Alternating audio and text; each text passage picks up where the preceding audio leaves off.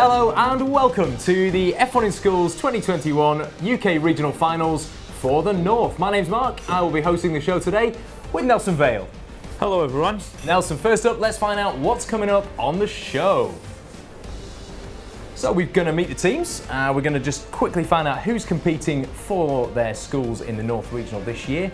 And I think we're going to get to hear from the teams as well, which will be fantastic. We've got a little message from the NCME, the National Centre for Motorsport Engineering, where of course we do normally hold our North West England Regional Final.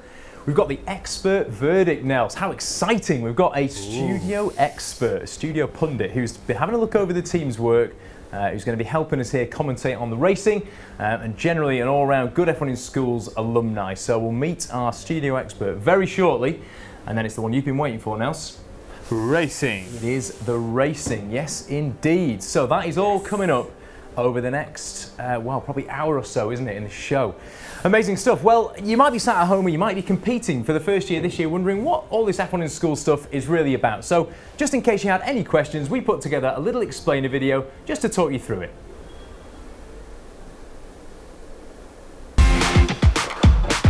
What is F1 in Schools? F1 in Schools is a global STEM challenge, working with industry partners to provide an exciting and challenging educational experience. A group of 3 to 6 students form a team, think of a name, allocate job roles, and start to design their miniature Formula 1 car of the future. The teams follow a systematic engineering design process to manufacture and race their cars, making sure they comply with a comprehensive set of technical regulations. To do this, they use professional CAD software, like Autodesk Fusion 360, and manufacture their car components using CNC machines. Once the cars are painted and assembled, they take to the track to race. Powered by compressed gas along a 20-metre racetrack, the cars are capable of speeds over 75 km per hour. The racing is fast and exciting, but there is more to the challenge, as it inspires learning not only in STEM subjects, but wider skills including project management, marketing, teamwork, innovation and communication. These wider skills are assessed by judges from education and industry. At competitions, the teams submit their cars and portfolios and also give a project presentation. F1 in Schools operates globally from ages 9 to 19, with teams taking part in school, regional and national level competitions. With the winners progressing at each stage, only the very best make it through to the World Finals. F1 in Schools is a life-changing experience for all involved, with many success stories of competitors who've come through F1 in Schools and have gone on to achieve significant outcomes in their lives. For some, that means working in Formula 1, where the experience of F1 in Schools serves as the ideal grounding for the challenges and demands of elite-level competition.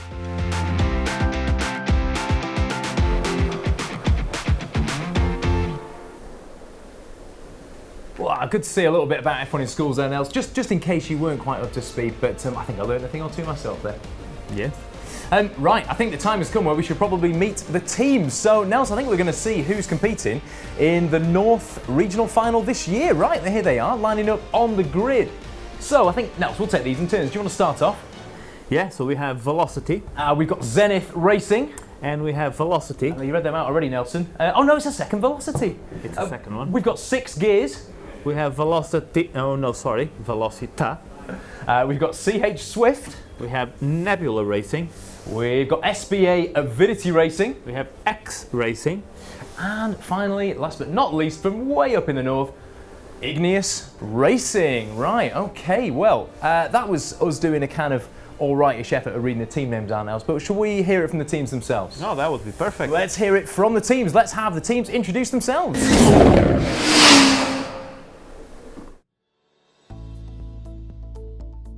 Hi, we're Zenith Racing.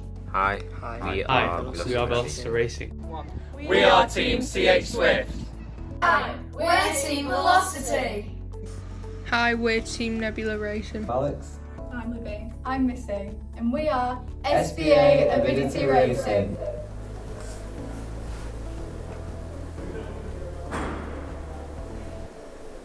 Lovely stuff. Great to see the teams, isn't it, Nelson? Such a strange year. Yeah. It's been difficult for everyone. It's been a hard couple of months at least. Yeah. So, like we said during the racing show, it's been great that they have been managing to participate at all. So great to have their cars. We've done all the racing, but now what's next, Mark? It is quite amazing. I mean, Nels, what we normally do at the start of each show, and I think we should probably do this for our teams in the north, is before we've even raced a car, should we give them a bit of a round of applause? I think to so. say well done. Well done. Congratulations, everybody. Well done. Thoroughly deserved from everyone here in the studio. You've all earned that. So tremendously well done. Now, the next thing we're going to do, Nelson, is obviously, I mean, we could just carry on this whole show ourselves, but we would run out of. I think we'd run out of input at some points, where we just need that little bit of expert opinion, bit of experience. Don't forget our special guest. Well, I'm not going to forget our special guest, because coming up, here he is, live on Studio Cam number 2. It is the one and only Mr. Lawrence Vines. Lawrence, welcome to the studio. Hi guys. It's great to have you here, Lawrence. Lawrence, for people that don't know you, maybe don't know your face, I mean, they'll get to know you over the show. Just give us a bit of a backstory on where you've come from through F1 in Schools. Well, I started competing in F1 in Schools 3 years ago in 2017 with my team Centurion Racing in the Northern Regional Final. We competed for 3 years and finally made it to the World Finals, where we stood on the podium. Whoa, Lawrence, a podium position at the World Finals. So that was in 2019, which one? Yeah. In Abu Dhabi. Wow, I mean, Nelson, we obviously have been to the World Finals on our side of the event, you know, organising it, the logistics and sort of setting it up for the teams, but I can't imagine what it's like for the teams. Lawrence, how do you kind of prepare for the stress and the pressure of a World Finals? Do you think about that going in, or do you just kind of hope for the best? Oh, you can never rest on your laurels in F1 in Schools. Each level takes it to another stage. The competition gets harder, the requirements are more. So up till the World Finals, we'd always found ourselves in a fairly good position with a car around the top 5. But in the World Finals competition, we found ourselves down in 31st. So we were really fighting for every point. Oh, wow. So you took a real hit on the race time, Lawrence. But I think we remember this, and we remember first seeing your car at the World Finals, Lawrence, and thinking, that doesn't look like a Centurion Racing car. You ripped the rulebook up, didn't you, for that World Finals? Yeah, so the 2019 World Finals brought a total regulation overhaul with brand new rear wing regulations, for example. So we took it as an opportunity to do something really unique and to try and make a big gain on the competition. And while that didn't quite work out, it really helped us because we had some amazing R&D and were really able to talk to the judges about that.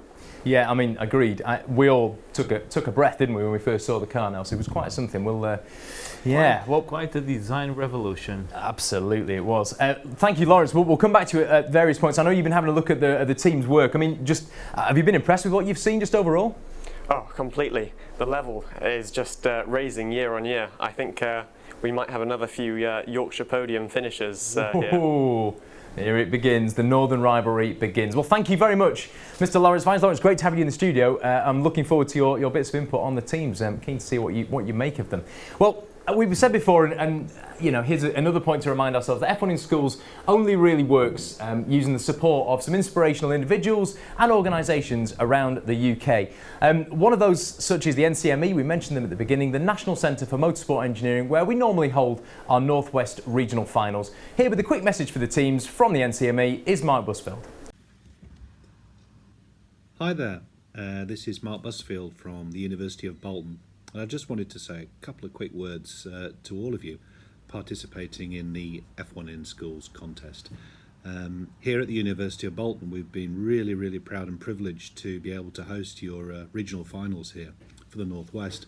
Unfortunately, due to the COVID restrictions, that's not happened, but certainly it's something we really are missing, and hopefully, should everything come back to normal very soon, welcome to have you all back here on our campus to enjoy that wonderful event that has happened here many times.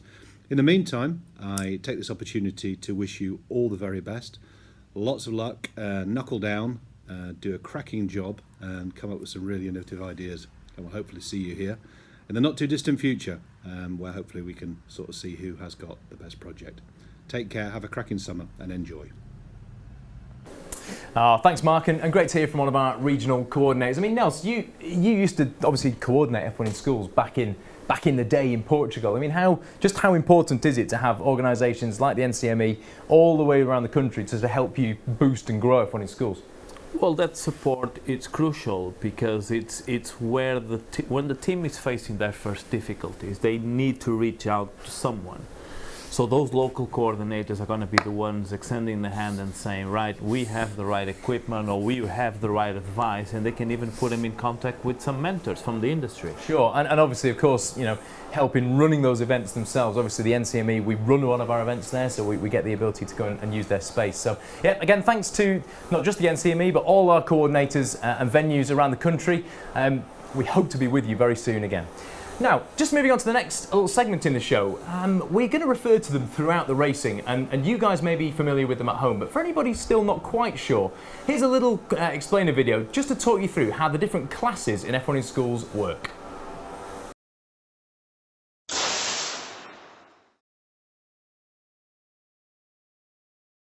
Formula 1 in schools is split into 3 classes of entry: entry class, development class, and professional class. Think of these as stepping stones, much like Formula 3, Formula 2 and Formula 1. At regional finals, entry, development and professional class teams compete alongside each other. They share a few things in common in the competition. For example, the competition format, which is the same for all classes. They all get the same time on track, with 4 races each. The judging categories are the same, albeit some of the assessables vary in size. Where they differ, the technical regulations set out for each class. Entry, development and professional class designed to different rules. Awards categories are slightly different, so teams get the chance to fight for awards in their own class. And progression opportunities to the UK national finals and beyond differ for each class. In entry class, teams are awarded points in 6 areas: scrutineering and aesthetics, design and engineering, a verbal presentation, a research mission to find out what's next in F1 in schools, and the points for racing. A grand total of 480 points are up for grabs in entry class. Development and professional teams are awarded points in 7 areas, encompassing the design process and marketing activities needed to get to F1 in schools. A grand total of 970 points are available for all teams. Entry class is the ideal starting point for F1 in schools for 11 to 14-year-olds for 1 year only. In entry class, teams compete for the chance to be regional champions, for the privilege to be invited to the UK national finals as a special guest. There's no cost to entry, so the only financial challenge to teams is to create their car. This must be manufactured in one of 3 ways. Either handmade using traditional workshop tools and skills from the F1 model block, 3D printed as a solid component part with just moving axles and wheels, or fully CNC machined using a 3D CAD file before being machined on equipment such as a Denford CNC router. Teams must produce a simple 5-page portfolio detailing the design and manufacture process of their car. A 5-minute verbal presentation to wow the judges with their journey as a team, and the option to create a team pit display for their area on race day. Let's take a closer look at the dev class then, which is for 11 to 19-year-olds for 1 year only. Here cars are a step up from entry, but still some way short of the pro class rules. Development class offers the first opportunity to progress to the World Finals. To get there, the team will need to become a UK national champion by making it through from the regional finals. There's a small charge of £75 to enter. Teams must make 1 CNC manufactured race car, 2 5-page portfolios, engineering drawings, a 5-minute verbal presentation, and a purpose-built marketing pit display. The professional class represents the highest tier of F1 in schools. Here, competitors from 11 to 19 years can compete for as many years as they wish, with the ultimate goal to arrive at the F1 in schools World Finals. Assessables are much the same as development class, but the pro class have 2 10-page portfolios to produce. The top teams from both regional and national finals get the chance to progress for the ultimate dream of competing at the F1 in schools World Finals. Let's take a look at the cars then side by side. In F1 in schools, entry, development and professional class cars share lots in common, but they also differ in some crucial ways. Let's start with weight. Entry class must start at 65 grams minimum, where development class get a small advantage from having a 60 gram minimum. Professional class can create the lightest cars with just a 50 gram minimum weight. In entry class, teams must start with a no-go zone, a minimum volume for the chassis of the vehicle. This comprises of a basic shape that the teams design their aerodynamic structures around in an effort to create a safe but fast race car. Development class teams must use a slightly modified no-go zone, allowing a bit more freedom for design. The professional class must simply include a virtual cargo, a much smaller volume which allows for much more freedom with the aerodynamic surfaces. Both the entry class and the development class use a standard F1 in Schools wheel, whereas professional class get to design, test, modify and finesse their own custom wheels using any materials they see fit. Again, the entry and development class share a standard axle, while professional class can choose their own, with many teams choosing to run low friction bearings as well. All teams are powered by an 8-gram compressed air power pack. This, combined with the minimum weights, can lead to average speeds of 40 km an hour in entry class, up to 50 km an hour in the development class, and an eye-watering 75 km an hour in the professional class. Blink and you'll miss them as our teams race down the 20-metre F1 in Schools track, but will any team have what it takes to break the 1-second barrier?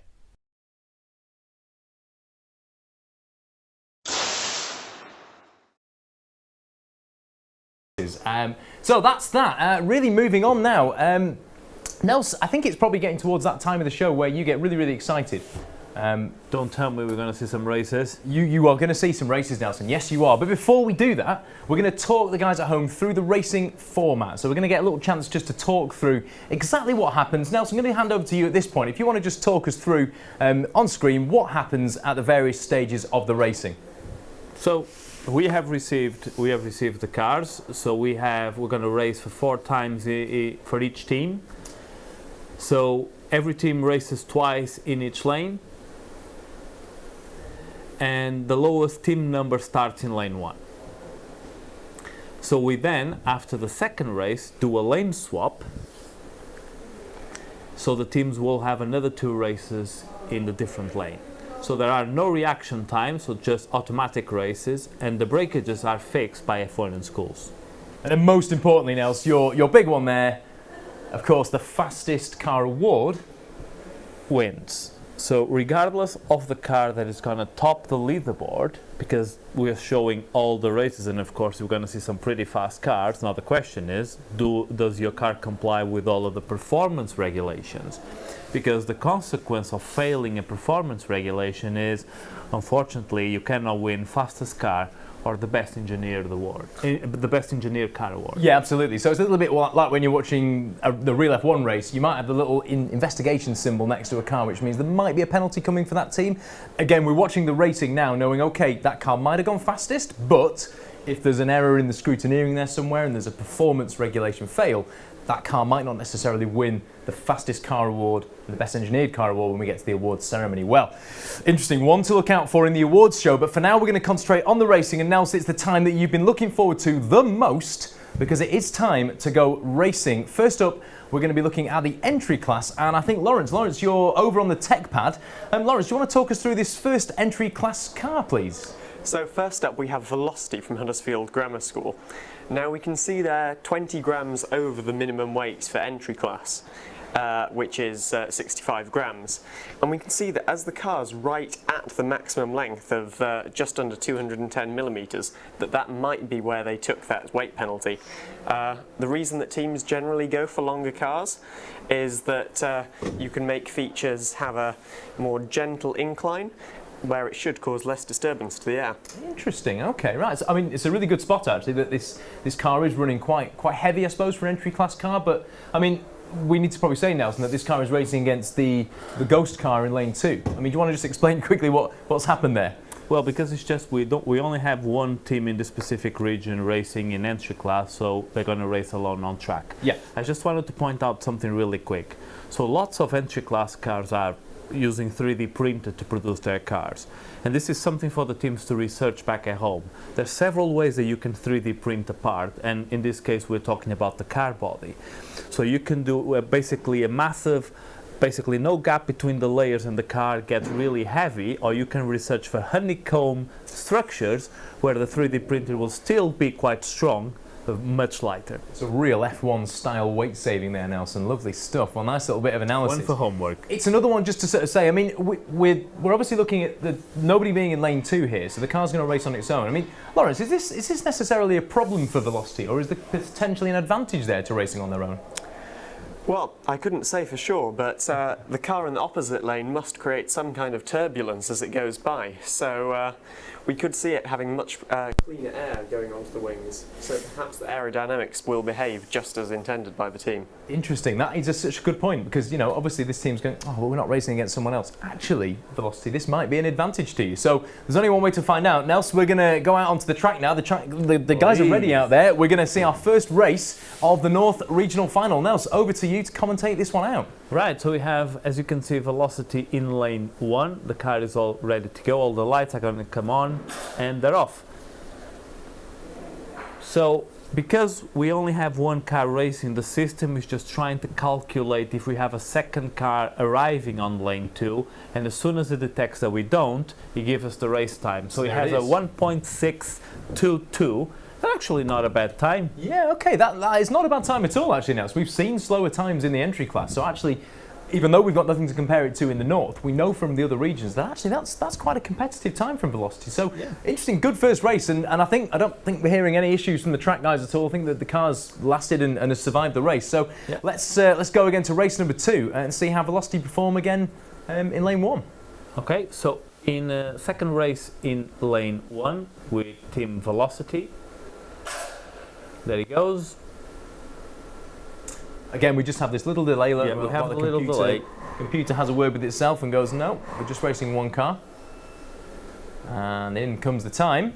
Oh, and we now have a 1.646, so very consistent between both the races. Yeah, okay, all right, interesting stuff. So we mentioned it before, Nels, just to remind everyone what's happening now. The car's done 2 races in lane 1. Yeah. What happens now? So we're going to swap the car to the other lane, and we're going to do another 2 races. Interesting, right. Lawrence, did you ever have a favourite lane? Is that a thing?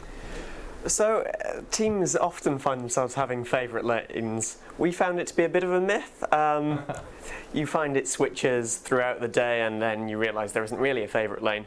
But yeah, that's the reason that the teams race in both lanes. There will be no question about which lane is faster, whether their time is fair or not. They get 2 shots at each. Absolutely, but it's interesting to hear that there are sometimes variances through a day. Maybe it's temperature, maybe it's pressure. Who knows? Maybe it's there is competitors where they definitely have a favourite. Oh, there's some people who say always lane 2. Lane 2 is my lane. But interesting. Well, anyway, let's head back out to the track now. I think we're ready for race number 3. So Nels, over to you again. Right. So in race number 3, now with Velocity in lane 2. So we just need to wait a little bit because again the system is just waiting to see if there's anyone finishing on the other lane. And here he comes in, so we've got about 1.6. Yeah, we have it. We have a 1.657. So again, consistency is key here for this team with very consistent performances on the 3 races so far. Absolutely. Well, I think hearing from the track guys out there, I think it is good to go for race number 4. So we're going to throw back out again to the track. And Nels, if you want to just talk us through Velocity's final race. So in their final race, the car does look very good on the track. Oh, it's gorgeous. I need to say. Yeah. Love the colours. And then we have it. So we just wait a couple of seconds for the system to give us. Huge fan of this livery. I think this stands out to me, and I think hand painted as well. Really? Hand painted sort of flame logo. Right, so we have a slightly slower than the previous one, 1.697. But again, consistency was key here for this team. It was, yeah. So very well done. Yeah, good effort, Velocity. Well, let's just take a quick look at the leaderboard now. So not really sure what the point of this is, but let's do it anyway. Just to confirm that Velocity's quickest time was a 1.622, which, again, as we said, is nothing to be ashamed of. That is a pretty quick time for an entry class car. And I think actually this is the Velocity's first ever year in F1 in school. So I think again, congratulations to you guys for turning up. And putting in such a respectable show. So great car, great looking times, and well done, Velocity. Right, Nels, I think we're ready to move on to the next class. So, Lawrence, if you're ready over on the tech pad, I think we're going to introduce our next 2 teams. So, Lawrence, over to you. So this is a really interesting lineup. We see that both Zenith and Velocity's cars are within 0.9 grams of each other. So weight is not going to be the differentiating factor here. The length is the biggest feature that differs in terms of the stats we've recorded at about 2 centimetres. But actually, I think the main differences we'll see because of the side pods. if we look at Zenith Racing's car, they're shaped to direct the air around the outside of the rear wheels, whereas Velocity are trying to send the air on the inside of the rear wheels. There's a possibility that the flow with Velocity's car will mix in with the flow from the canister, maybe get a bit of a boost there. Whoa, interesting stuff. I mean, that is, I would never have picked any of that out now. So you just look at the cars and go, oh, different shapes, pretty nice. And that, I love the bit of analysis there, Lawrence. I mean, could you be so brave as to pick a winner there? Whoa.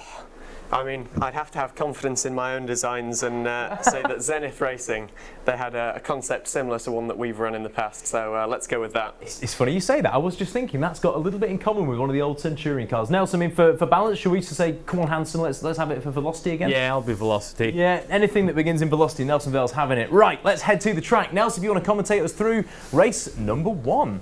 Right, so in race number 1 we have lane 1 Zenith Racing, in lane 2 Velocity.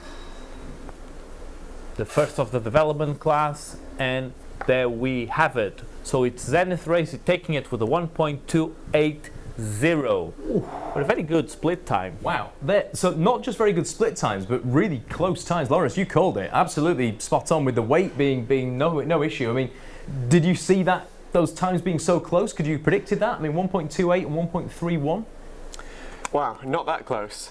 Weight does tend to be a key factor, but the design of these cars seemed quite different, so very impressive. Yeah, absolutely. I mean, interesting to see the split times as well. I mean, Nels, just for people watching at home wondering what the split time is, do you want to just quickly explain that bit of kit? So we have a split gate on the track, right around middle of the track. So what it does is allows us to have a first analysis of the data, of the racing data, checking whose car is arriving first at the split gate, but then it may be a completely different outcome by the finish gate.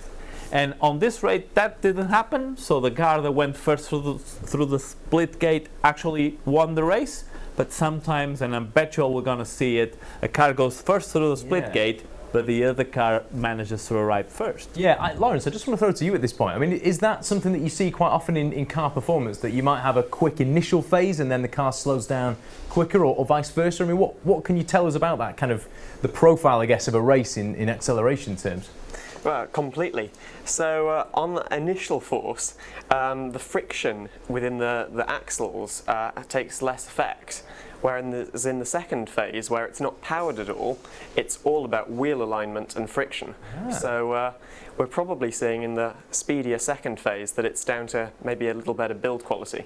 That's really interesting. So build quality comes into effect when the power ends, essentially. I mean, does the canister run out before the end of a track then? Yes. So the split gate is placed approximately at the point at which the canister should run out. So from there on, the car's actually cruising.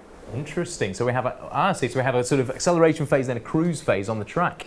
Wow. Okay. Well, that can hopefully help shed some light on these split times and finish times. So thank you again, Lawrence, for that. I mean, more stuff that me and Nelson together would never have come up with. But I'm really always learning with our experts. Every day is a learning day with Lawrence in the room. Right, Nelson, I think we're ready to head out back onto the track. So over to you at this stage. Right. So still in the same lane. Race number 2 with Zenith in lane 1, Velocity in lane 2. So let's see how it goes. And there we have it. Oh, with Velocity taking it this time with a 1.265, but look how close they are. Hello, yeah, these two are closing up. I mean, this is a tight matchup, isn't it? This is what we hoped for originally. I mean, yeah, struggled to call it initially, but they're very close. Look at that, 0.003 of a second between them at the split time. So really neck and neck at the start. And you get to see race 3 and 4. Yeah, only just a little bit of an advantage in the end. Well, the guys have brought the cars back. I think they've swapped them over. And Nelson, I think we're ready to go back out onto track. So if you want to commentate us through race number 3, Nels, it's over to you. So as you can notice, the cars have now swapped lanes. So Velocity in lane 1, Zenith Racing in lane 2. And there they go. Whoa, I couldn't call that finish. So it's Zenith Racing taking it back with a 1.321, but look, Velocity with a 1.329. Oh, this is an insane matchup. I mean, this is proper close racing, isn't it? So, I mean, I've not been keeping a tab on the score now, but we've had a win for each team at the moment, haven't we? I mean, let's see. I think the quickest time we had was late 1.2s, I think. Let's see if in the final race we can have either of these teams dip into the 1.1 somethings. Nelson, the cars are ready. Race number 4 is all yours, my friend. So I think we're going to go for an exciting 4th race. Absolutely. So again, the cars in the same lane. So Velocity in lane 1, Zenith in lane 2, and we have Zenith taking it with a 1.276. But look, Mark, where I was talking a few minutes ago, with Velocity doing a 0.455 on the split gate, and Zenith doing a 0.466, but actually it was Zenith taking it in the end. Lawrence, it happened. We had a cruise and then an acceleration and then what happened exactly, Lawrence?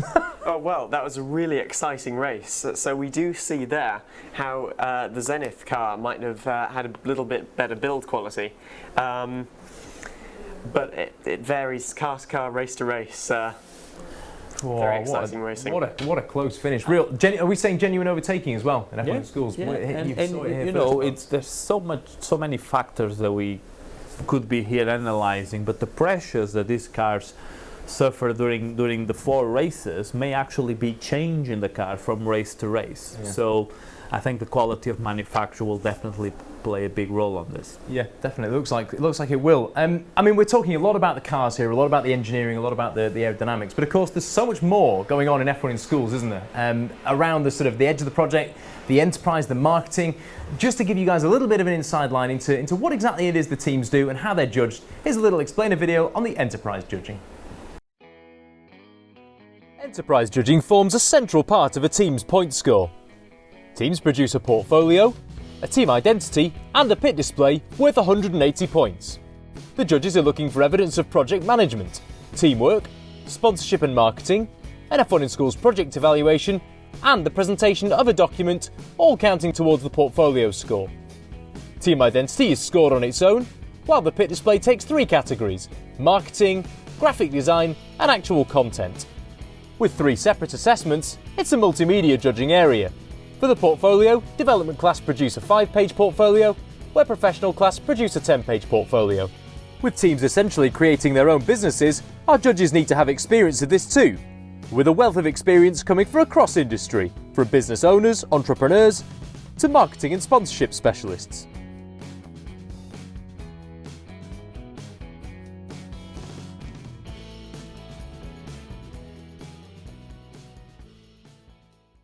Well, there you have it. A little quick explainer on the enterprise side of things. But Lawrence, I know you've been taking a closer look at what the teams have been doing for their enterprise. I think a couple of things have stood out to you.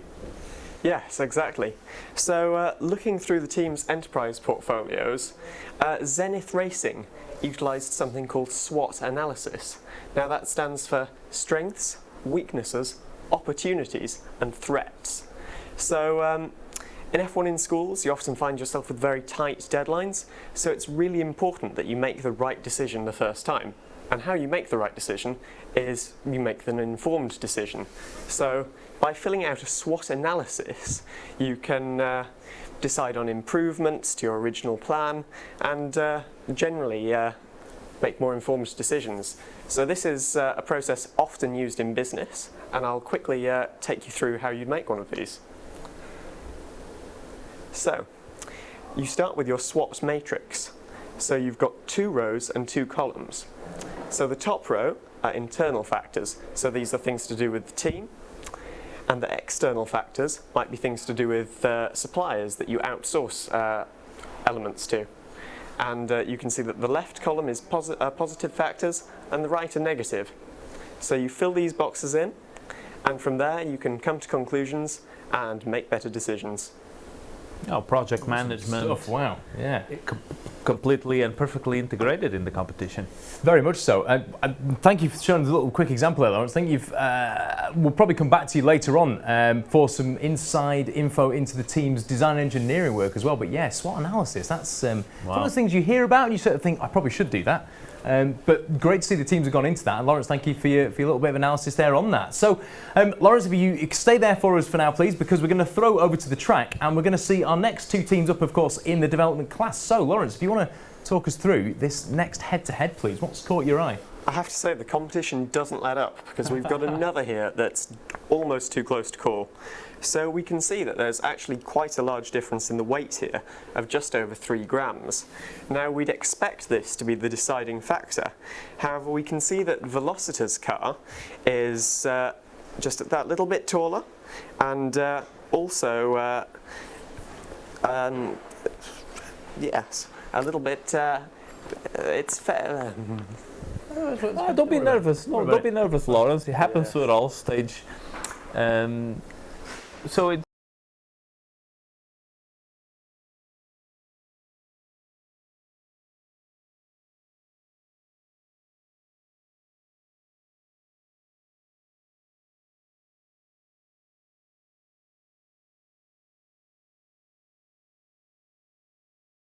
Okay, so mics are on, and so Lawrence, I think we can go through to the tech pad now and see the next 2 teams. Lawrence, what have you got for us?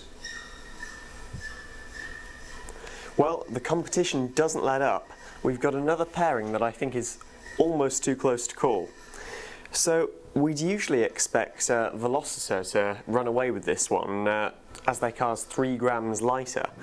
But actually, when we look at the stats, we can see that it's quite significantly higher, with that rear wing above the canister chamber, whereas you can see 6 gears actually has it to either side. And for Velocita, this means that the frontal area of the car is larger. Now, we know that drag is actually proportional to the frontal area, so especially in that cruise phase of the race after the split gate, I think 6 gears really could have an advantage here. God, not missing a detail, is he, Nels? So Lawrence, you're suggesting that maybe the frontal area of Velocita just that bit more, that bit greater than 6 gears, and that might just hold them back, you reckon, in the race? I definitely think so. When the car isn't powered, I think it might just cut through the air that bit easier. Oh, it's close. Well, I mean, just for equality's sake and you know, to put a vote of support in there for the Cheadle Hulme team, I will say that Velocita, I think on weight, I'm going to say you guys have got this, but we shall see, Nels. We shall see. I will root for 6 gears. Ah, fair enough. You're within your rights to do that. Right, Nelson, we're going to cut to the first race. Nelson, I think you've got this one, so Mr. Nelson Vale, over to you to talk us through the action. Right, so in lane 1 we have 6 gear, and in lane 2 Velocita. Love the Italian vibe, by the way. Yeah. And there we have it. We have Velocita with a 1.290. Yes, there we go. So we have Velocita taking the first one, but that doesn't really mean anything. So let's No, it doesn't. It's an early indication, isn't it? Yeah. Lawrence, weight over wing at the moment, it seems. Oh, it seems that you might have been right there, Mark, but let's hold on. There are 3 races to go. Very much beginner's luck, I think. I would expect your theory to come true at some point. Nelson, I think we're ready for race number 2, if you want to talk us through it. So heading back to the track, here we are. So same lanes, race number 2. Exactly, Mark. So both cars still racing the same lanes. So let's see how they go.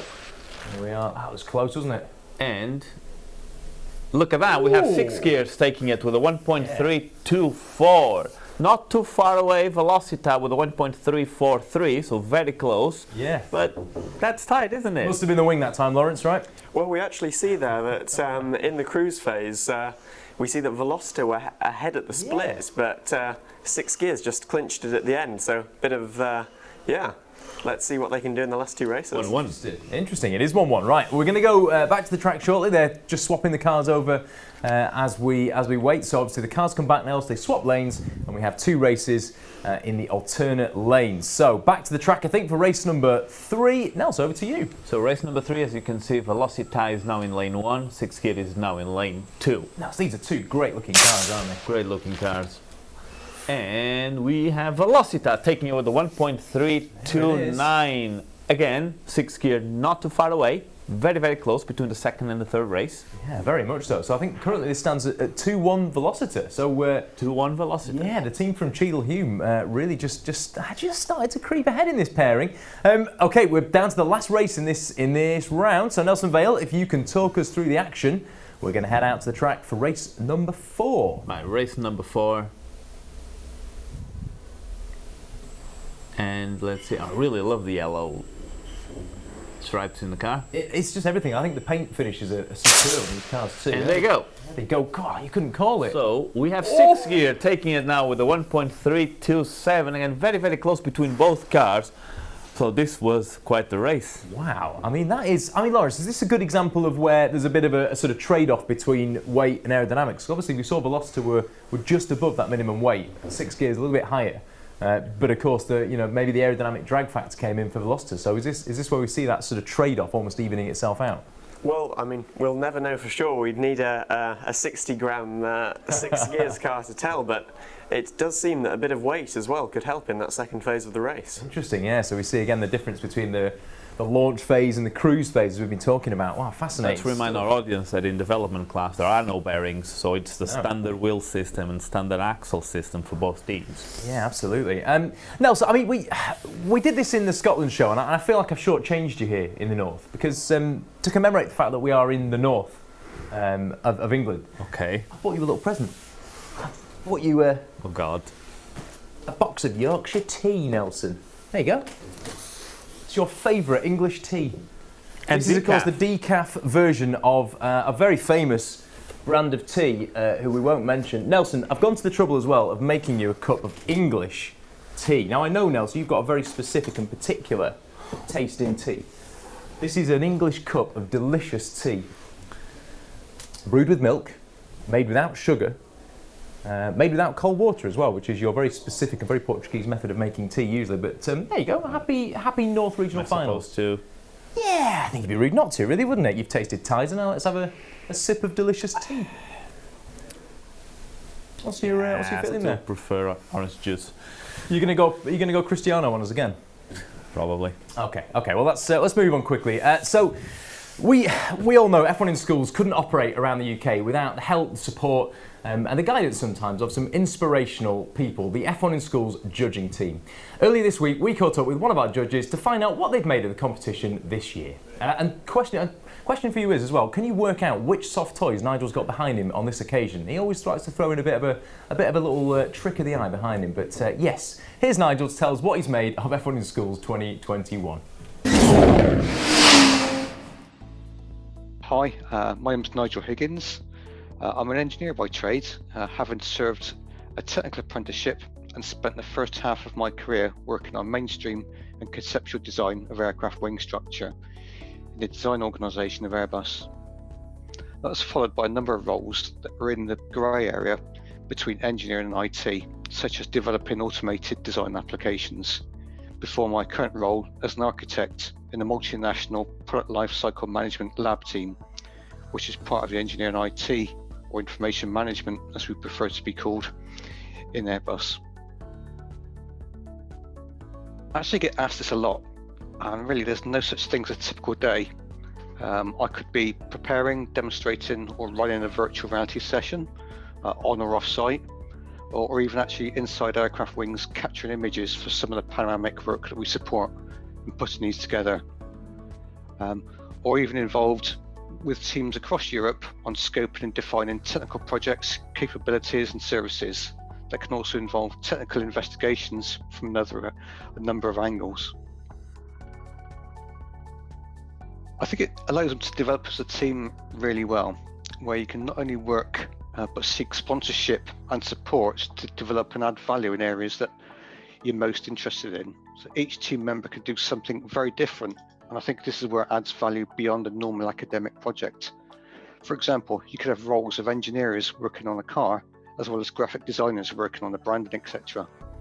As a team, putting all this together, learning how to manage this from different aspects such as schedule, conflicts and personalities, and realise just how much can be achieved by putting it all together. Yeah, this year at the World, I was judging the World Finals, and I judged the enterprise portfolios. This year I've also judged the London primary class as the design and engineering portfolios. And at the moment, I know I'm judging the Southwest Regional Final, but the allocation of roles not defined yet, so I could be doing anything. But normally I get involved with the pit displays. As a judge, we're really looking forward to award as many points as possible, despite what you might think. but we can only award points for work we see the evidence for. And I'm sure teachers keep telling you this for exam coursework. So if you've done something, but don't tell us about it in your portfolio, I can't give you any points for it. And some other advice I'll give, and I give this regular, is to look at the judging sheets. It lists the things we're looking for in each area to score low, medium and high in the individual bands. So make sure you capture all these and ask someone who doesn't know much about your team to score your portfolio against these scorecards and listen to any questions they may raise. It will help make sure you've not missed anything off. And don't be afraid to tell us what didn't work. It's not about your final design, it's about your evolution to that final design. The work of the teams is always impressive, and the amount of attention to detail that they do, particularly on the engineering aspects. But I think this year more than any, it's impressive that the teams have actually done that in the challenges of a global pandemic. Just looking through those and sort of comparing back to what I've already seen on the World Finals, some of those are an extremely high standard. So I'd be expecting some of those to do really well in the future. I've had a think about this one, and the best I can come up with is future, skills and talent. Yeah, final word for me, enjoy taking part, remember your experience and what you have learnt, and don't be afraid to use that in the future. And good luck in competition and enjoy your careers. Great to hear from Nigel there and try and work out what on earth that soft toy was behind him. Couldn't work out whether it was a teddy in a dress with some shades on, but I think knowing Nigel and his Airbus background, I think there was a plane in there. Yeah, I think so. Someone else. Great advice from the judges. Lovely to hear Nigel's kind of behind the scenes take on his view of judging, his advice to the teams. Obviously, make sure that you put everything you've done in the work. Don't keep secrets from us, but equally at the same time, tell us when it's gone wrong as well. I mean, Lawrence, is this something that you tried to do consciously? Tell the judges when it had gone wrong and the challenges you'd faced, or was it more of a case of trying to sugarcoat it for the judges and sort of talk about all your successes? Oh, that's a difficult one, but I mean, you try and show more wins than losses, but I think it's really important to show the mistakes, because that evaluation showing that you made that mistake, but you identified why it went wrong and made measures so that it doesn't happen again. That is so important. I mean, just for you to go through that process yourself as a team. So I'd say definitely include your mistakes. Yeah, sage advice there from Mr. Vines. Well, Nels, I think we're ready to go out onto the track for our last pair of, or in fact our last round with our last team of the development class. So I think first of all, let's just cut back to you, Lawrence, and give us a bit of your inside take on this beautiful looking car from CH Swift. Yeah, beautiful car. You can see that it's really, really pointy at the front. If I was putting that on track, I'd want to be wearing protective gloves. We can see that it's a bit heavier. It's 14 grams nearly over the minimum weight. So it might not be quite the fastest time we get today, but it looks like a beautifully made car, and that really does count for something too. Yeah, definitely. I mean, it looks just from sort of, from on face value there, they've almost, there's a bit of sort of aviation inspiration there. They almost look like they've got, kind of a plane style rear wing profile. I mean, is this kind of an alternative take to the whole biomimicry thing, Lawrence, or do you see little elements of that in this car as well? I think you can definitely see something almost inspired by birds there with that swept back rear wing, but also you do see that in aviation.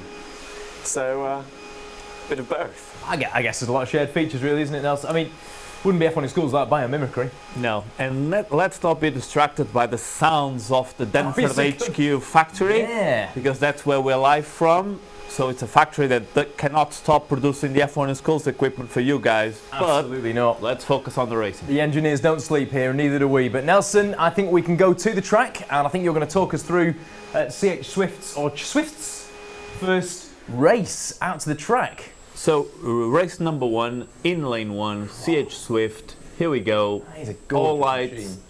Off, and there he goes. Gorgeous car.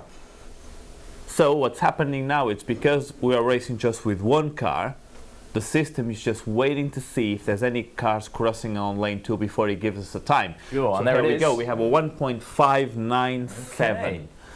Okay. So, pretty decent time for the first run. Lawrence, I'm just picking out here. You can see on the screen on the camera view there that the rear wings quite obviously raised up above the height of the brushes there. Is that a conscious design decision, you think, from the team to try and elevate it above the brushes?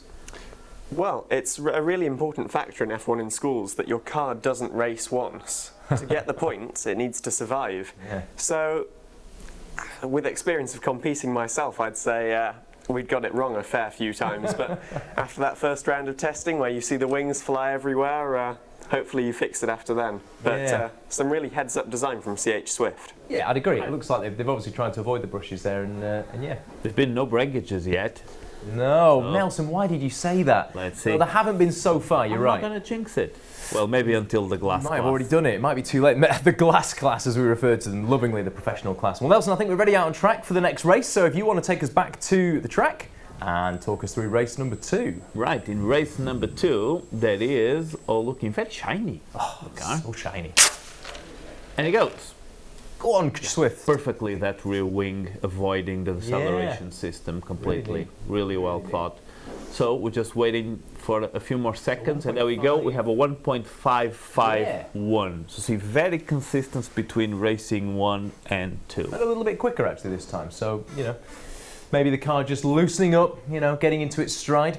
Well, at this point, obviously, the cars are being brought back by the track team out there who are so well versed in this now that, regionals, not just primary, but secondary, nationals and world finals. So the track team doing everything they can to turn the car around as quick as possible so that we can head back out to track for race number 3, Nelson Vale. Right, in race number 3, now you can see the car is lovely positioned in lane 2, and all the lights are going to go off, and there it goes. Can it beat its previous time? 1.55-ish, I think it was. So consistent so far. What's it going to be? So let's see, just a few more seconds, and we have a 1.546, so improved slightly. Okay. And you know what? It's important to refer again that it's not about racing against another team. Yeah. It's the average of the 4 races that you are able to do for the competition. So while it would be great to have another team on the other side, unfortunately we don't have on this race, but team, it's not about winning this race, it's about winning the competition. Absolutely, yeah. I mean, we said it before, Lawrence, didn't we? But the effect, maybe the advantage, maybe the disadvantage of racing against an empty lane. I mean, would you choose to go with an empty lane if you had the choice, do you think? I don't know on that one. I mean, there's obviously, if you've got a car that runs ahead of you in the other lane, you've got all the turbulent wash from it, which means your aerodynamics won't work as planned. But also, there's that kind of sneaking feeling you're hoping to get a bit of a slipstream, so who knows? Interesting. So not just as simple as turbulence, there's also the slipstream to factor in. Fascinating stuff. Well, Nelson, we're about to head back to the track, I think, for the last one time more with race. CH Swift. It is for race number 4. So over we go now. Nelson, across to you. Right, final race for the team. In lane 2, lights are off, and there he goes. All right, and now we just wait for the computer. Perfect acceleration again. Yeah, wait for the computer. No to damage. catch up. And we see that CH Swift have set final time. Computer. And there we have it, with a 1.595. So you see marked consistency in all of the 4 races. And I think you've got very well done, team. Absolutely, you've got to say that consistency. I mean, partly down to the quality of the engineering there. Just really robust. The car's barely changed its performance through the races. Very slightly faster, I think, in race 3 was it? But really good performance there from CH Swift. Well, that brings us to an end of the development class. So let's have a quick look now at the leaderboard. So our final development class leaderboard looks like this. Velocity, of course, from Hanson School, just taking it. I mean, Zenith so close there, just 0.06 of a second behind him. But indeed, DO2, your favourite team to pronounce now, Velocity from Hanson School there with a 1.265. That's pretty good, isn't it, by our development class standards so far? It's a very close gap between the 3, but let's remember again that to win the fastest car, your car needs to be fully compliant with performance regulations. It does. So let's see. Yeah, another thing to mention as well, obviously we can see there that the times here are set as their fastest individual time, but the points for racing are worked out by taking a slightly more complicated formula of your all your overall races. So it's not just as simple as fastest time equals your points. So, yep, there's absolutely no no disappointments on the board there. Everyone's set a pretty strong time. So it'll be interesting to see how that translates into points. Nelson, we can move on now to well, as you called it, the glass class, the professional class, so often held together by various forms of secondary adhesive. And Lawrence, I think you've got some thoughts on the first two teams. I think big heavyweight clash this, isn't it, Lawrence? So I'm going to head over to you on the tech pad for a bit of analysis. Yeah, so we start this first round of professional class racing with two teams that will definitely be looking to get to the World Finals this year, and actually one that's been before. So we can see two really beautiful cars, but in fact very different. So the Nebula car is right at the limit of length, and you can see that a very narrow car just squeezing that virtual cargo in there in the middle. Yeah. But for Avidity, we've got a slightly shorter car, but you can see that there are a lot more little forms there.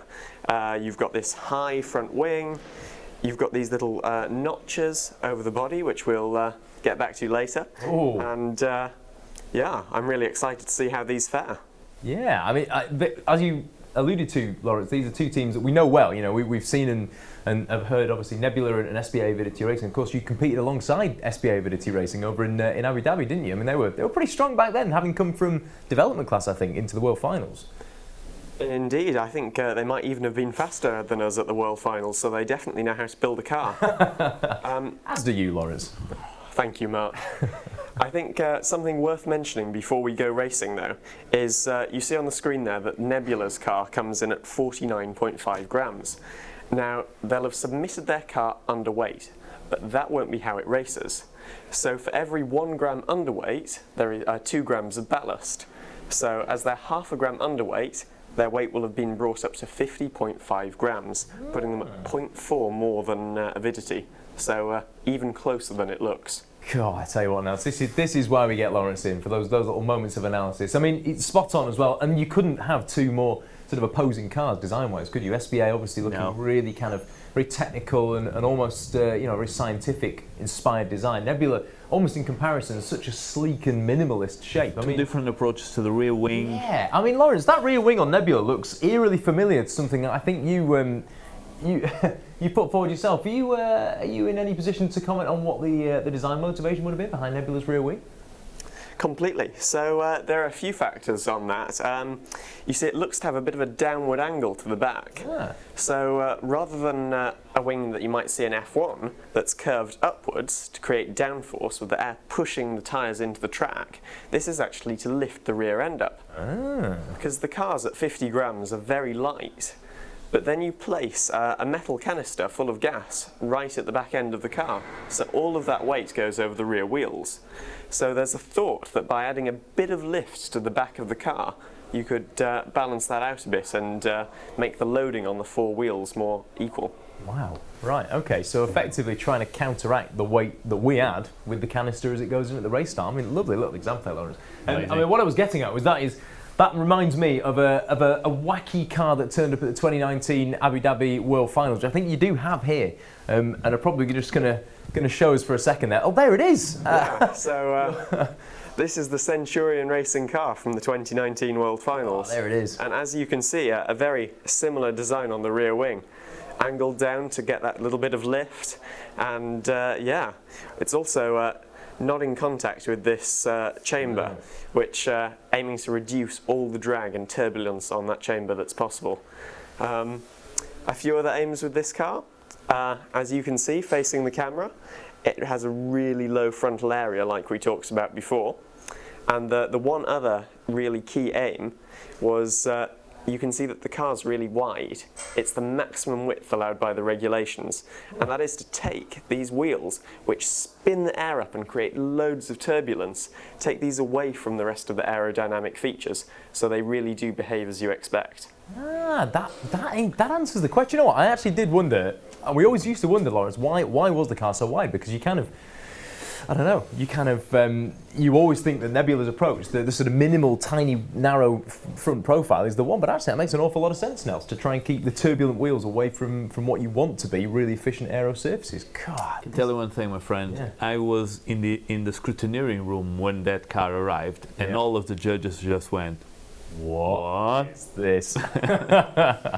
Well done. Hopefully we're going to have one of those moments with either Nebula or SBA Avidity Racing this season. Now, so we can head to the track for the first race between this heavyweight pairing. So talk us through it, please. So in lane 1 we have Nebula, in lane 2 SBA Avidity Racing, and all the lights are going to go up, and there they go. Fastest light. Wow, you could not pick a winner there. Right, look at this. SBA Avidity Racing with a 1.106 and a 1.107 for Nebula Racing. How close is that? Insanely close. I mean, it literally couldn't be closer with our timing system. A thousandth of a second separating them. But we see actually that the Nebula car actually reached the split gate before SBA Avidity Racing. So that initial launch phase that Lawrence was talking about, Nebula just pipping them there, but then SBA taking the checkered flag, as it were, by a thousandth of a second. Wow. Yeah, well, this pairing is really it's living up to its billing. So Nelson, I think we're going to go back to the track for race number 2. Let's really excited to see the next one. Yeah, let's see if Nebula can pull one back on SBA Avidity Racing, or whether they'll just pull further ahead. Race number 2, two gorgeous cars. Again, it's very important to say that no car races underweight, like Lawrence explained. And again, same lane, Nebula against SBA, and let's see. And there we go. You just cannot call this. We have there it is. Nebula taking it with a 1.103 against a 1.117 from SBA Avidity Racing. But let me take your attention, Mark, so you can see in lane 2 the SBA Avidity's car's rear wing. Ah, yes. There was a little bit of damage there, so let's see what our track judges will say before we swap lanes. Sure, yeah. So this is one of those points in the competition. I mean, obviously the guys on track will do their very best to fix the car, to fix it to the original spec while not adding any weight, as little as possible obviously, but also making sure that the car doesn't end up underweight equally, so it's made back up to race weight. It's all checked. Lawrence, is this one of those moments where you just go, that's it, throw in the towel, it's over, or do you still have hope at times like this? Definitely at the regionals, and in fact at the nationals, you can still have hope at a time like this. I mean, this looks like a relatively clean break, no model block broken. Hopefully it can be fixed with no trouble. For a team, it's definitely a heart-in-mouth moment. I can't imagine it not being able to see it myself. But I know that the guys are working hard to restore that car to 100% its original form. Yeah, absolutely. I mean, Nelson's on direct comms of the track. I think, Nelson, are you saying positive words in your ear? Yeah, I received information that it was a clean break. Oh, good. So a very little quantity of super glue in our special spray. It's fixed, it's ready to go, so let's go for race 3. Magic spray strikes again. Excellent. Right, well, we're going to head back out on the track. Of course, the cars have been brought back, swapped over as well, and SBA Avidity Racing are ready to take the start next to Nebula. So let's see what happens now in race number 3. Hopefully it hasn't hindered their performance at all. We have changed lanes, look, completely fixed. You wouldn't know the SBA now in lane 1, Nebula in lane 2, and there they go. That looks like fast again. Indeed. Look at that. SBA with a 1.082 and Nebula with a 1.145. You could say, let's break the car first and then it will be faster. Break more wings. Let's just go out there and smash all those wings off. That has worked a treat. Would this be the magic of lane 2? Oh, surely not, Nelson. Lawrence, this can't be a thing, can it? That lanes are quicker, one lane's better than the other? Oh, I don't believe it. We'll have to wait till the last race. So we've got a 1.082, I believe, to beat. Wow. Yeah, first time under 1.1 seconds. I think you're right, absolutely, Lawrence. Yeah, that is the first time we've seen Nelson. I think in the regional so far, a time under 1.1 seconds, a real line in the sand there from SBA Avidity Racing. Let's just see, I mean, the last race is going to be so close. Let's see if Nebula can try and strike back with the final race, or whether even SBA Avidity can go even quicker. Nelson, the track judges are saying that the car had exactly the same problem again with the rear wing, but it's fixed again, so ready for the last race. Okay, great to hear. Well, okay, let's go back on. Maybe this made it even quicker again. Who knows? Let me just explain, Mark, that there is no penalty for a breakage after the finish line, right? Yeah. So there would be a penalty. Did not finish. We will have to log the race as did not finish if any parts of the car would come off before the finish line. But because this happens after the finish line in the deceleration system, we just fix the car the best we can and it's ready to go again. I mean, this is gradual improvement for SBA Avidity, isn't it, Lawrence? I mean, we saw in the regionals or in the national last year that their biggest issue was damage on track, but of course not in the brushes. They had that problem going down the track, didn't they? Yeah. Unfortunately, they had their wheel coming off mid-run last year at the Nationals, which meant they recorded a DNF, which, because you don't log as many times, means unfortunately you do score less points. Yeah. Nothing like that today, Yeah. and they can definitely rectify this issue for the Nationals. They've got a fast car. They have, you're absolutely right. So, yeah, gradual improvement from the SBA, breaking in the brushes this time. Cracking work, folks, but I think it's been fixed, Nelson, hasn't it? And we're ready to head back to the track. Let's go. The final race of this cracking head-to-head. Nelson, race number 4. Now the question is, will the car be fastest now? Oh, surely not. I can't say that would, but there they go. And we have 1.070. But look, Nebula trying to catch up with a 1.079, so amazing time for both teams. Wow. But Avidity Racing, very well done. I mean, that is extraordinary. We've not just seen Nebula go faster again than SBA had before. We've seen SBA go even faster again. 1.0. Look how close the split gate passage was. 5 thousandths of a second, but SBA Avidity just fractionally ahead at both checkpoints. I mean, we've said it a few times already, Nelson. We'll just remind people again that obviously the win and lose is obviously a bit of pride and the thing the teams all want to see. But of course, the points that both teams are going to gain will be very, very similar from that performance. Yeah, absolutely great. Okay, we're going to move on then. So we've been talking, getting into the glass class, the professional class now. We have been talking quite a bit more about the engineering that goes into these cars. Well, just to give you a little bit of a heads up on what goes into the judging of design engineering, here's a little explainer video. Design and engineering sits at the heart of F1 in schools. Teams produce a portfolio worth 180 points. The competition judges are looking for evidence of design concepts, 3D modelling, computer-aided analysis or CAA, the use of CAD/CAM, computer-aided design and manufacture, the manufacturing and assembly of the car, the research and development journey a team has gone on, testing processes such as CFD or computational fluid dynamics, the design process evaluation and the presentation of the team's document. Portfolios are presented in A3 format, with development class producing a 5-page portfolio and professional class producing 10-page portfolios. Such high-quality work demands highly qualified judges.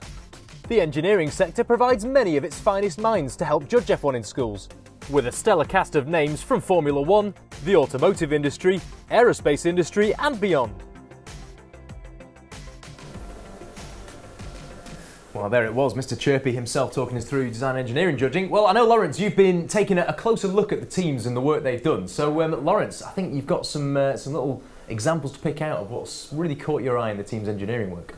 Yeah, so to start, now this looks like a really boring page of text, but honestly it is one of the most important things to include in your portfolio. So this is quality control. So this is when you come to the manufacturing of your car. So you spend all of this time making your car legal, deciding which shape is the most aerodynamic. But if you don't ensure that the car that you actually manufacture is the same as that, you can find yourself being a bit slower and also breaking the all-important regulations and losing points there.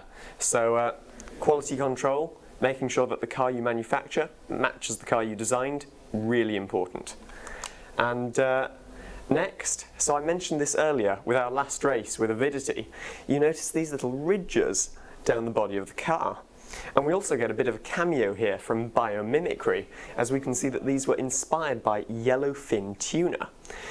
But what these are vortex generators. So I'll explain how they work for you, because they make it so that the air attaches to the car.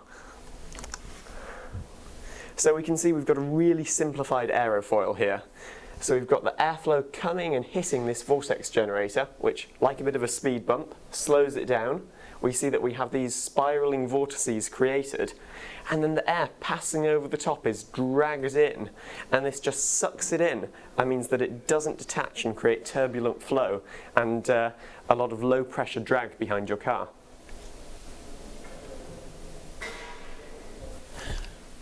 Wow. Wow. Lawrence, thank you for that. Quite extraordinary insight into what exactly is going on in some of these vortex generators. We've seen it all. I love the special little cameo from the yellowfin tuna there. It wouldn't be F1 in schools without biomimicry, would it, Lawrence? But yeah, the vortex generators, is that something that you've seen a lot of at F1 in schools, or is the SBA Avidity approach one that's quite novel at the moment?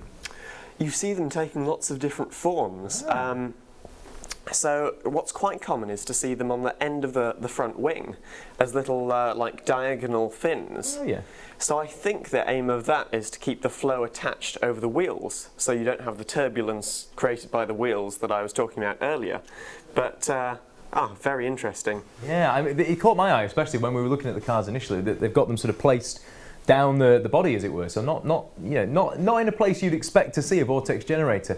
Wow, Lawrence, thank you so much for your insight there. I think I'm going to stay with you, Lawrence, again, because you're going to talk us through the final two teams who are going to go up on track. So across to the tech pad, Mr. Lawrence Vines. What have you picked out about these last two pro teams for us? So we have Hex versus Igneous here.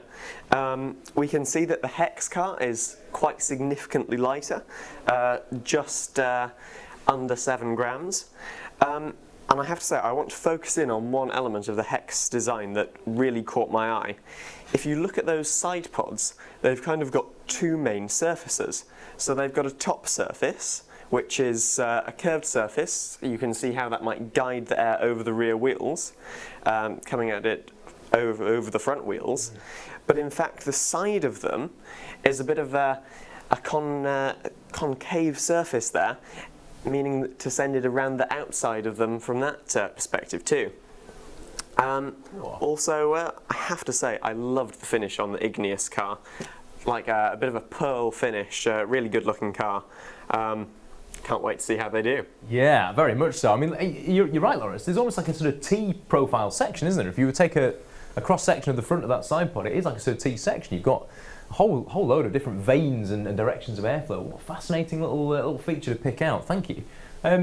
Yeah, I mean, obvious differences here, Nelson. I mean, wheelbase are way longer on the Igneous car. Height lower, so they're completely different sort of footprints. Let's see if the weight difference will be the factor here, making it for Hex Racing. Let's see. Who knows? Well, there's only one way to find out, and that is to head out to the racetrack and to Mr. Nelson Vale to commentate us through race number 1. So Hex Racing in lane 1, Igneous Racing in lane 2. Lights are off. There they go.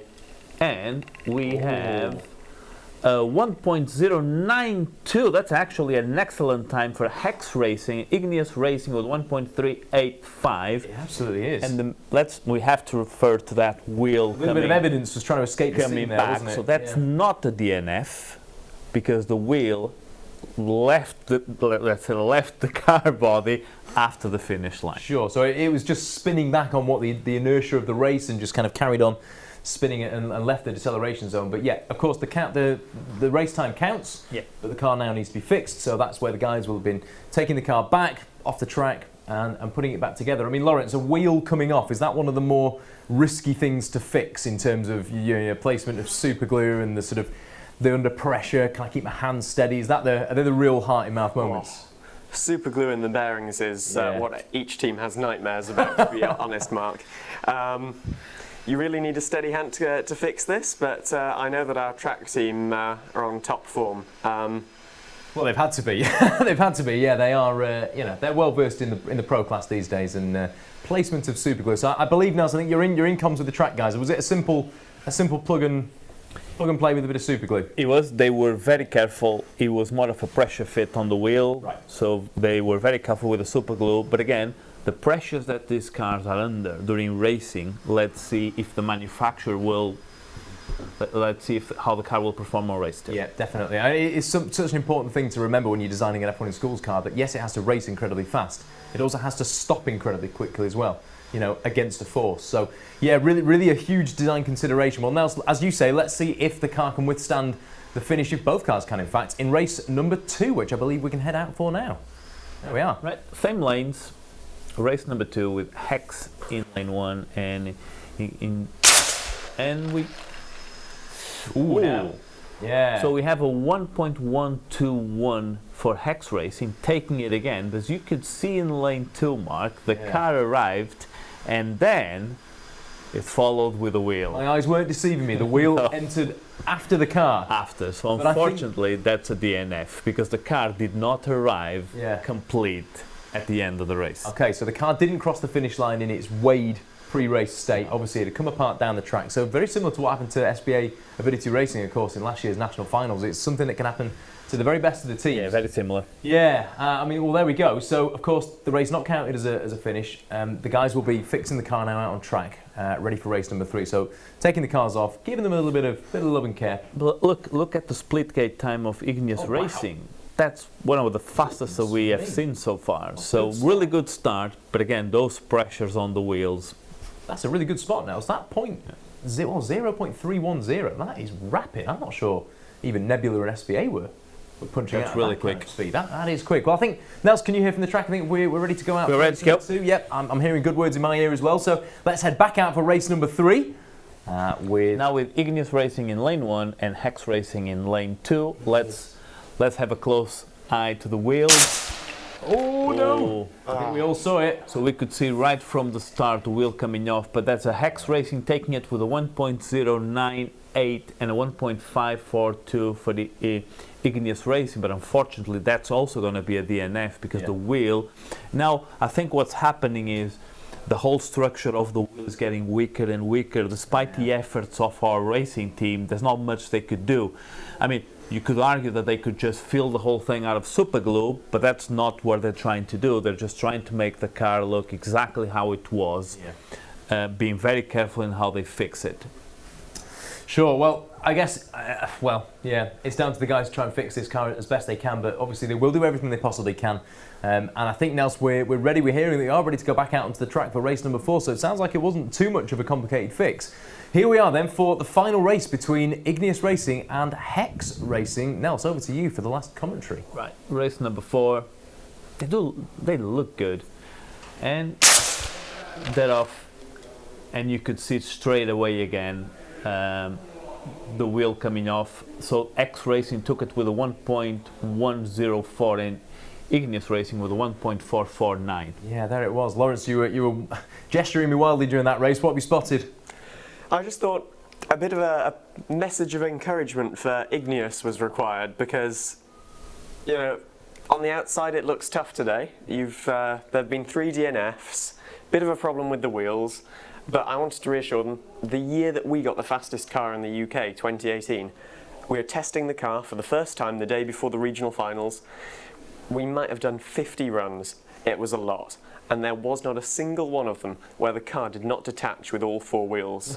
So you can definitely come back from this. Yeah, 100%. But you know what? I'm receiving information that it may have been a wheel coming off of Hex Racing. No. Seriously, so actually Igneous... So next time, when we do our regional final show again, we will have to have slow motion for sure. I think we will. This is... But our judges are on it, they're going to review it, and then they're going to log the correct race. So we're hearing possibly that actually Igneous did finish that race. And Igneous actually probably finished the race, yeah. Wow, I mean, I'm sorry to hear that for Hex Racing. Of course, was this in the brushes, Nels? Did you hear in your ear? Was that... No, it was mid-race, yeah. So it could be a DNF this time for Hex Racing. So similar problems you see, so the pressure on both cars, they're feeling the difficulties. But you know what? It's about now for the team to improve their manufacturing skills and make the car stronger. It is, and I mean, they will learn with this. We've seen this happen not just to Lawrence, but you know, to the world champions. Indeed, their first season in the their first go of that season in the regional finals, they turned up with a car that hadn't been thoroughly tested. They sort of hoped and prayed that their 3D printing was up to scratch, and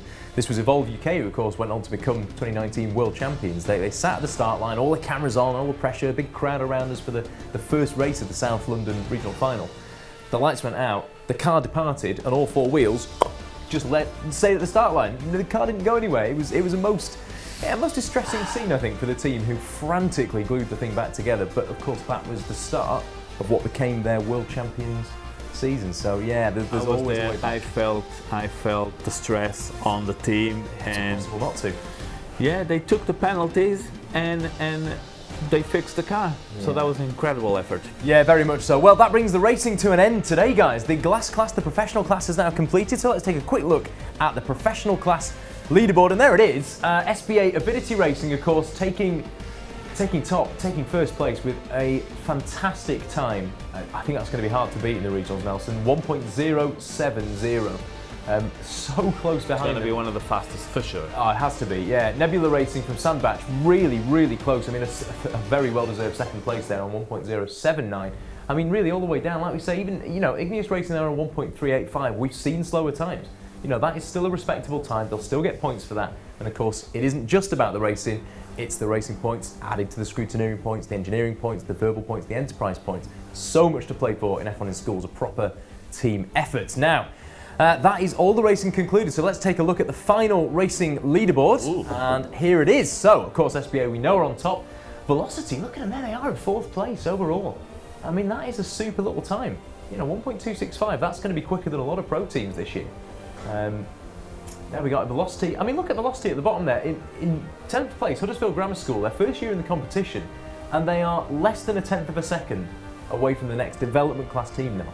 You know, big future for that team. I mean, Velocity, yeah, I think we all took a look at that car when it arrived and went, that's a really good effort for a first attempt at F1 in Schools. So, yeah, major plaudits to all the teams there for turning up and for racing so hard. Well, that brings today's show to an end, folks. We hope you enjoyed the racing show. Nelson, it's been an absolute pleasure to have you in the studio. Thank you for joining us. Mr. Lawrence Vines, of course, thank you for joining us in the studio, and thank you for your insight. Thank you for teaching me and Nelson many terms that we will instantly forget, but thank you for trying to educate us nonetheless.